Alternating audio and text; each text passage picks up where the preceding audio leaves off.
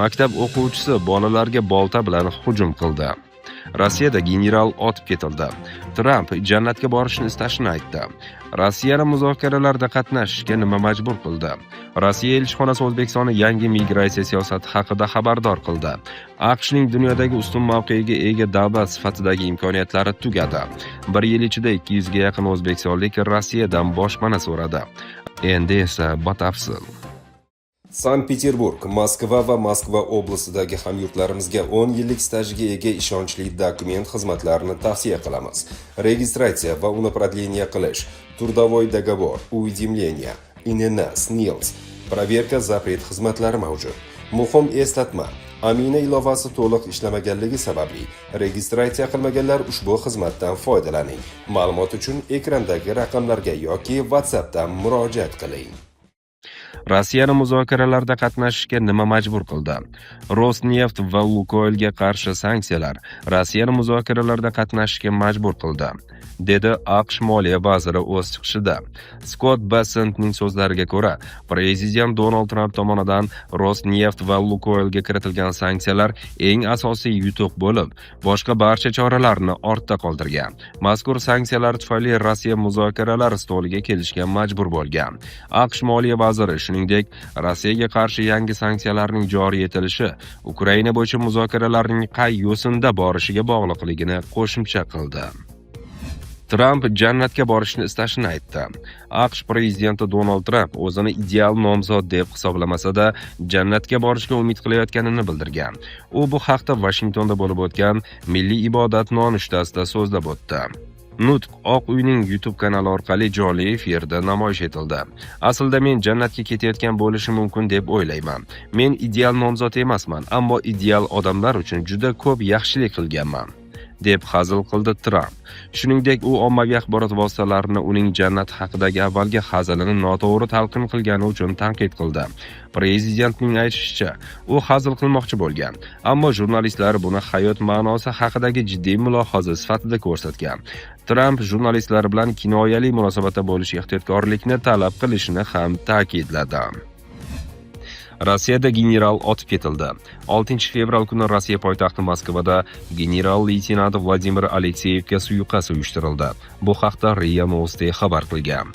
Tergov qo'mitasi vakili Svetlana Petrenkoning so'zlariga ko'ra, 6-fevral kuni Moskvadagi Volokolamskoye shossesida joylashgan turar joy binosi noma'lum shaxs generalga bir nechta o'q uzib, voqea joyidan qochib ketgan. Jabrlanuvchi shahar shifoxonasiga yuborilgan. Ayni paytda generalni otgan shaxsni qidirish ishlari davom etmoqda. Tergovchilar va sud-tibbiy ekspertlar video kuzatuv kameralari yozuvlarini ko'rib chiqmoqda. Rossiya qurolli kuchlari bosh shtabi harbiy razvedka bosh boshqarmasining birinchi o'rinbosari hisoblanadi. U ushbu lavozimda 2011-yildan beri faoliyat yuritib kelayotgan edi. AQShning dunyodagi ustun mavqega ega davlat sifatidagi imkoniyatlari tugadi. Rossiya Xavfsizlik kengashi raisi o'rinbosari Medvedevning so'zlariga ko'ra, buni tan olgan Tramp jamoasining ayrim vakillari AQShning uzoq muddatli siyosatini o'zgargan sharoitlarga moslashtirish, ya'ni amalda yo'qolib borayotgan global ustunlikka mos yo'l tutish ustida ish olib bormoqda. Bu haqda Dmitriy Medvedev RIA.ru saytida chop etilgan mualliflik maqolasida yozgan. U shuningdek, Venesuela prezidenti Nikolas Maduroning ochiqcha o'g'irlanish haqidagi da'volarni AQShning yanada kattaroq maqsadi G'arbiy yarim sharni mutlaq nazoratga olish siyosatining bir qismi sifatida baholadi. Maktab o'quvchisi bolalarga bolta bilan hujum qildi. Qozog'iston g'arbidagi Kulsari shahridagi maktabda 10-sinf o'quvchisi tengdoshlariga bolta bilan hujum qildi. Bu haqda Atirau viloyat politsiya boshqarmasi xabar qilgan. Huquqni muhofaza qilish organlarining ma'lumotiga ko'ra, hujumchi 10-sinf o'quvchisi bo'lib, tengdoshlari bilan kelishmovchilikdan so'ng bolta olib ularga hujum qilgan va keyin maktab hududidan chiqib ketgan. Hodisa oqibatida 2 maktab o'quvchisi yengil jarohat olgan. Hujum qilgan o'smir aniqlanib hibsga olingan.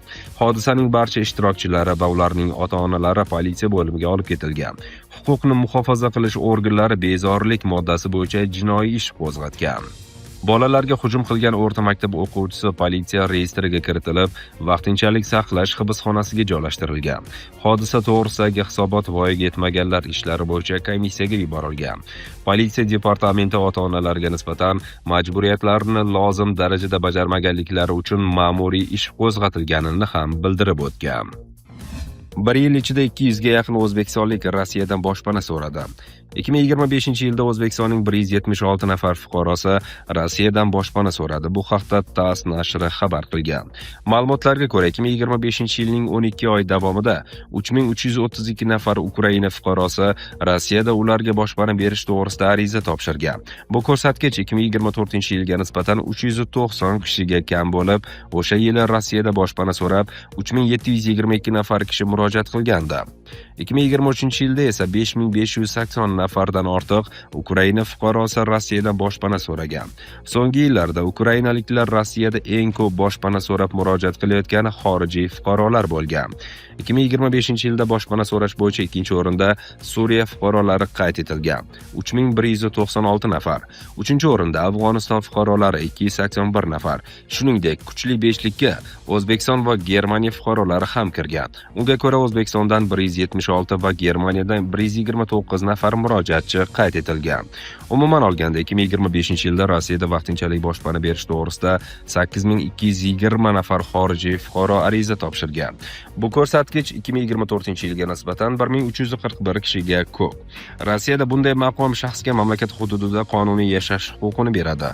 Shuningdek, u maxsus ruxsatnomalarsiz ishlashi va majburiy tibbiy sug'urta tizimi orqali tibbiy xizmatlardan foydalanishi mumkin. Bundan tashqari, Rossiyada vaqtinchalik boshpana olgan shaxslar mamlakatga kirish va chiqish uchun hujjatlarni rasmiylashtirish, ta'lim olish hamda moddiy yordamdan foydalanish huquqiga ega bo'ladi. Bu maqom yashash uchun ruxsatnoma va Rossiya fuqaroligini olish yo'lidagi birinchi qadam hisoblanadi. Rossiya elchixonasi O'zbekistonni yangi migratsiya siyosati haqida xabardor qildi. Rossiyaning O'zbekistondagi elchixonasi Respublika Tashqi ishlar vazirligiga 2025-yil oktyabr oyida tasdiqlangan federatsiya migratsiya siyosatining yangi konsepsiyasi haqida ma'lumot berdi, deya xabar bergan elchi Aleksey Yerxov RIA Novostiga. O'tgan hafta Yerxov O'zbekiston Tashqi ishlar vaziri o'rinbosari Olimjon Abdullayev bilan uchrashib, mehnat migratsiyasini takomillashtirish va o'zbekistonliklarning Rossiyada qonuniy mehnat faoliyati uchun qulay shart-sharoitlar yaratish masalalarini muhokama qildi. O'zbekiston tomoni Rossiyadagi migratsiya tekshiruvlarida o'z fuqarolarining huquqlari va insoniy qadr-qimmati kamsitilishiga yo'l qo'ymaslik muhimligini ta'kidladi.